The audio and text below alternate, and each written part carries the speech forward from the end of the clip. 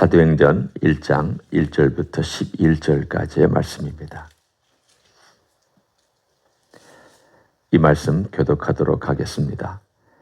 데오빌로여, 내가 먼저 쓴 글에는 무릇 예수께서 행하시며 가르치시기를 시작하신부터 그가 택하신 사도들에게 성령으로 명하시고 승천하신 날까지의 일을 기록하였노라. 그가 고난 받으신 후에 또한 그들에게 확실한 많은 증거로 친히 살아계심을 나타내사 40일 동안 그들에게 보이시며 하나님 나라의 일을 말씀하시니라. 사도와 함께 모이사 그들에게 분부하여 이르시되 예루살렘을 떠나지 말고 내게서 들은 바 아버지께서 약속하신 것을 기다리라. 요한은 물로 세례를 베풀었으나 너희는 몇 날이 못되어 성령으로 세례를 받으리라 하셨느니라. 그들이 모였을 때에 예수께 여쭈어 이르되 주께서 이스라엘 나라를 회복하심이 이때니까 하니 이르시되 때와 시기는 아버지께서 자기의 권한에 두셨으니 너희가 알 바 아니요 오직 성령이 너희에게 임하시면 너희가 권능을 받고 예루살렘과 온 유대와 사마리아와 땅끝까지 이르러 내 증인이 되리라 하시니라. 이 말씀을 마치시고 그들이 보는데 올려져 가시니 구름이 그를 가리어 보이지 않게 하더라. 올라가실 때에 제자들이 자세히 하늘을 쳐다보고 있는데 흰옷 입은 두 사람이 그들 곁에 서서 같이 읽습니다. 이르되 갈릴리 사람들아 어찌하여 서서 하늘을 쳐다보느냐. 너희 가운데서 하늘로 올려지신 이 예수는 하늘로 가심을 본 그대로 오시리라 하였느니라. 아멘. 제가 사도행전을 하는 이유는 누가복음과 또 사도행전이 전편과 후편이기 때문에 이어서 같이 나누기를 원합니다. 우리가 누가복음을 볼 때는 예수 그리스도의 모든 일들, 그분의 태어나심부터 십자가 지심과 그리고 승천하신 여기까지 우리가 쭉 24장을 살펴봤고요. 그리고 그 이어서 이루어지는 이 후편이 바로 사도행전입니다. 그러니까 엄밀하게 말하면 두 책을 붙여놓는 게 원래 정상입니다. 한 저자에 의해서 같이 쓰여졌고 같이 붙어있는 책이니까. 그러나 신약 성경을 편집하면서 복음서는 따로 묶었고 사도행전은 그 이후의 일들이라고 시기적으로 여겨서 이렇게 묶어놨기 때문에 우리는 사실은 따로따로 읽는 그런 습관이 있긴 합니다. 그렇지만 우리가 이것을 같이 보려고 합니다. 이것을 같이 볼 수밖에 없는 것은 누가복음 마지막과 사도행전 처음은 적어도 두 가지의 가장 중요한 요인들로 연결이 되어 있습니다. 하나는 예수님의 승천. 우리 기억하시죠? 어제 본문에 예수님께서 손을 들어 그들을 축복하시고 하늘로 올라가셨다. 올림을 받으셨다. 그리고 1장은 그 이야기를 조금 자세히 풀어서 어떻게 하늘로 올라가셨는지를 조금 더 풀어서 말씀을 나눕니다. 두 번째 공통적인 요인은 성령님입니다. 분명히 또 24장에 말씀하시기를 약속한 것, 거기는 것이라고 되어 있습니다만 약속한 분이죠. 약속한 그 분을 기다려라. 그리고 오늘 1장, 사도행전 1장에 그 이야기가 조금 더 자세하게 나오고 있습니다. 오늘 여기서 쭉 보면 4절에도 역시 반복되어 나와 있는 메시지가 나와 있죠. 예루살렘을 떠나지 말고 내게서 들은 바 아버지께서 약속하신 것을 기다리라. 그리고 5절에 그것을 분명히 밝히셨습니다. 요한은 물로 세례를 베풀었으나 너희는 몇 날이 못되어 성령으로 세례를 받으리라. 그러니까 4절에 아버지께서 약속하신 것은 5절에 성령님입니다. 그러니까 그들이 받을 세례가 예루살렘에서 있겠다는 주님의 약속이고 그리고 그 일은 이루어져야만 하는 일이었습니다. 그것을 아버지께서 약속하셨다라고 되어 있습니다. 왜 이것을 굳이 아버지께서 약속하셨다고 말씀하셨느냐? 이 모든 프로그램이 아버지의 계획 가운데 이루어지고 있다는 뜻입니다. 아버지께서 이 모든 것을 다 총지휘하고 계시다. 아버지께서 이 모든 것의 프로그램의 주체자요. 또 이 모든 계획을 세우신 분이요. 또 이 모든 것을 총괄하시는 하나님이시다. 이런 뜻입니다. 그런 아버지께서 약속하신 이 내용을 보면 그러면 예수님께서 이제 이 땅의 지상에서의 사명을 다 마치시고 하늘로 올라가시고 성령님은 내려오시고 마치 이 바통을 타취하는 것과 같은 그런 느낌을 받습니다. 주님께서도 이렇게 말씀하셨습니다. 내가 올라가야만 성령님이 오신다. 마치 예수님이 여기 계시면 성령께서 못 오시는 것처럼 그렇게 표현하셨습니다. 그것은 우리가 흔히 얘기하듯 그러면 두 분이 같이 일하시면 안 됩니까? 뭐 그게 무슨 문제가 있습니까? 그런 질문이라기보다도 하나님께서 이 세상을 운영하시는 그분의 방식에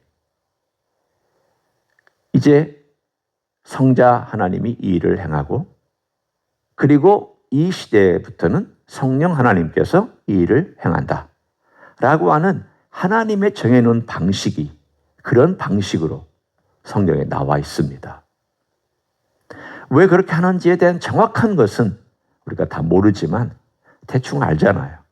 그래서 성령께서 어떤 일을 하시는지 그리고 지금 어떤 일들을 이루고 계시는지 우리가 신약 성경을 보면서 쭉 알고 있기 때문에 그래서 그런가 보다라고 짐작은 합니다. 분명한 것은 바통 타치가 이루어져야 됩니다. 그리고 예수님은 이 바통을 또한 사도들에게 넘겨주셨습니다. 그러니까 예수님은 두 종류의 그룹에게 바통을 타치해 주신 겁니다. 하나는 사람 그룹에게, 또 하나는 성령 하나님에게. 그래서 예수님께서 하실 일을 사람들에게 맡겼고 또 예수님께서 하실 일을 성령님께 맡겼습니다. 그렇다고 예수님은 손 떼시고 가만히 앉아서 아무 일도 하시지 않는 그런 분이시냐? 그건 아닙니다. 주님께서도 여전히 자신의 일을 하고 계시고 우리는 분명히 히브리서를 통해서 알고 있습니다. 히브리서에서 뭐라고 말씀하셨습니까? 4장에 보면 그는 큰 대제사장, 위대한 큰 대사장. 바꿔 얘기하면 아버지 곁에서 우리를 위하여 간구하실 뿐만이 아니라 이 전 세상의 모든 것들에 대한 권한을 갖고 통치하고 계시는 분입니다. 모든 권한을 아들에게 위임해 주셨습니다. 언제부터 위임했느냐? 성경은 말하기를 그가 부활하고 승천하신 그때 모든 권한을 위임하셨습니다. 그 권한을 위임하셨다는 것이 어떤 것일까에 대해서는 명확하게 우리는 알지는 못합니다. 다만 우리가 짐작할 수 있는 것은 이 모든 피조 세계에 대하여 다 관할하시고 예수님 마음대로 하셔도 된다라고 하는 것을 다 일임하셨다라고 그렇게 되어 있고요.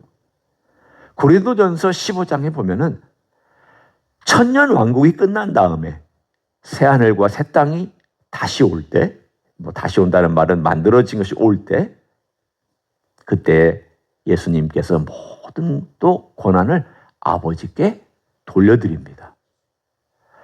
저는 이 이야기에 대한 모든 걸 다 알지를 못합니다. 아니, 받으셨다가 돌려드리는 건 뭐고, 또 받으셔서 역사하시는 건 뭐고, 왜 또 그렇게 하셔야만 하는지에 대한 이 모든 것들을 저는 다 알지 못합니다. 그냥 성경은 군데군데 그것을 우리들에게 얘기해 줄 뿐입니다. 하지만 신기한 것은 있습니다. 성부 하나님과 성자 하나님과 성령 하나님께서 인간의 구원의 역사와 타락한 인간을 구원하시고 이 타락한 세상을 다시 회복시키실 뿐 아니라 나중에는 이 타락한 세상과 이 물질 세계를 다 버리시고 새하늘과 새 땅을 완벽하게 새롭게 만드시는 이 모든 구원의 역사 가운데 세 분이 아주 멋지게 협력하고 있구나. 조화롭게 협력하고 계시는구나.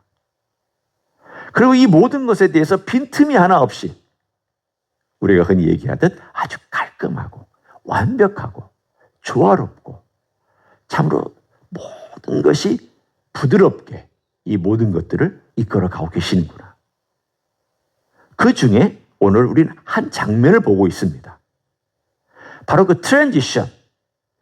어떻게 성령 하나님이 성자 하나님으로부터 바통을 이어받고 이 땅에 오셔서 그 일을 행하셔야 되는지에 대한 그 이야기를 여기 하고 있습니다. 하나님 아버지는 때와 기한에 아버지의 권한으로, 그건 아버지 권한이다. 그리고 나서 오늘 여기에 성령께서 오시면 네가 할 일이 있다. 그리고 8절에 말씀하셨습니다. 왜 성령이 오셔야 되느냐? 그래야 증인의 삶을 살죠. 만약에 예수님이 이 땅에 계시면 우리가 증인의 삶을 살아갈 때마다 예수님이 곁에 계셔야 되잖아요. 그러면 최진욱 권사님 곁에도 머무실 때는 계셔야 되고, 또 갑자기 또 제가 어떤 일을 할 때는 제 곁에도 오셔야 되고. 성령님은 그렇게 안 하셔도 됩니다. 성령님은 한 번에 계십니다. 이게 참 신기한 일이에요. 예수님은 하늘 보좌에 계세요. 물론 모든 것을 다 알고 계시고 보고 계시지만 그분의 자리는 하늘에 보좌합니다. 그런데 성령님은 거기에도 계실 뿐 아니라 내 안에도 계시고 여러분 안에도 계셔요. 그러니까 성령님의 이 존재 양식은 정말 신비롭습니다. 예수님도 그 신비로움에 대해서 이렇게 말씀해 주셨습니다. 성령님은 바람과 같다. 그래서 어디로 와서 어디로 가는지 전혀 알지 못한다. 여러분, 바람을 어떻게 알아요? 단지 이렇게 스쳐 지나가고 나뭇잎이 움직이니까 이렇게 움직이고 이 바람이 이렇게 느껴지니까 이렇게 바람이 불고 있구나 알지만, 사실은 멀리서 부는 바람이 있다라고 하면 아무것도 만약에 움직이지 않는 것이 있다면 바람을 잘 모릅니다. 예를 들어서 저 위에 상층권에 불고 있는 바람에 대해서, 예를 들어 편서풍 같은 바람은 우리가 여기서 모릅니다. 안 보입니다. 분명히 불고 있습니다. 지구 전체 바람이 불고 있고 어디선가 이 바람이 불고 있습니다. 성령의 움직임은 거대합니다.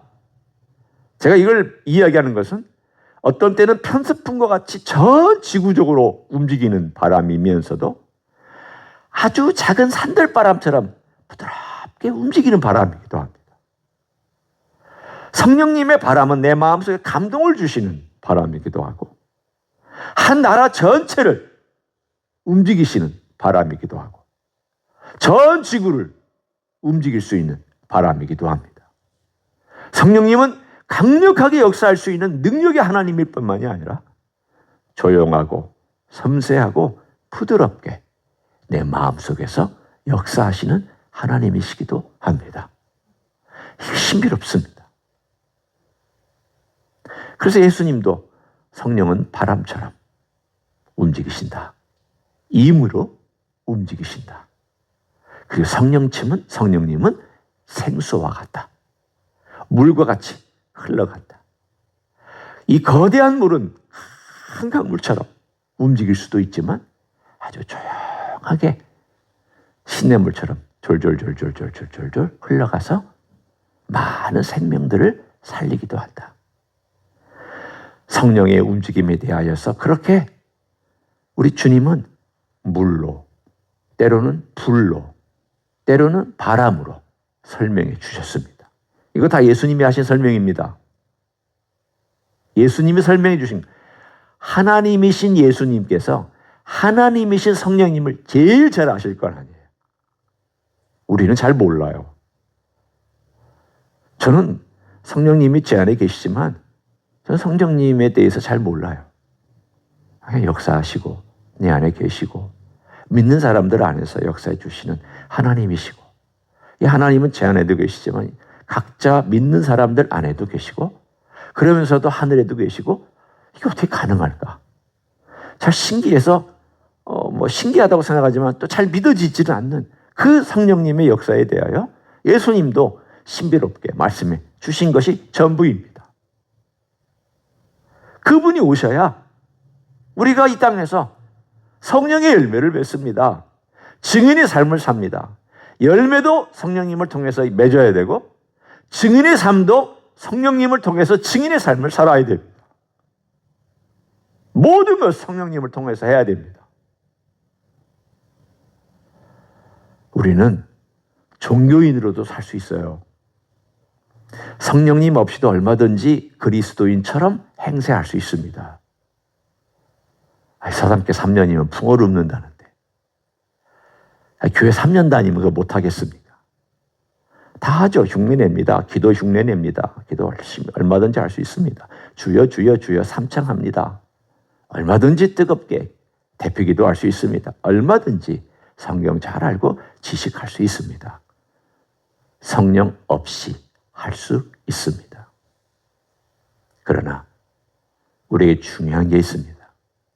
내가 과거에 어떻게 살았든, 교회를 들락날락거리며 살았든, 아니면 내가 믿는 것처럼 살았든, 우리의 삶의 가장 중요한 핵심은 모든 것이 성령님으로부터 출발해서 성령님으로 이를 마감할 수 있도록, 우리의 인격의 열매도 성령님이 내 안에서 역사해서 인격의 열매를 맺고, 내 내면도 성령께서 역사해서 내 내면이 변화되고, 내가 이 땅에서 일하는 것도 성령님을 의지해서 일해야 되고, 우리의 삶은 성령님과 함께하고 성령님을 의지하고 성령님의 도움을 구하고 성령을 통하여 일하고 성령께서 주시는 예수 그리스도의 메시지를 듣고 그 메시지를 따라 살아야 하는, 그래서 성령님이 오셔야만 한 그 일을 주님께서 약속해 주셨습니다. 얼마나 좋아요. 내 안에 성령님이 계시니까. 오늘 하루도 우리가 그런 사실들을 생각하면서 성령님이 내 안에 계시다. 성령님이 내 안에 계시다. 성령님이 내 안에 들어와서 나와 함께 하신다. 이 한 가지 사실이 여러분에게 기쁨과 희망과 자신감과 능력을 베풀어 주시는 사실이 될 줄로 믿습니다.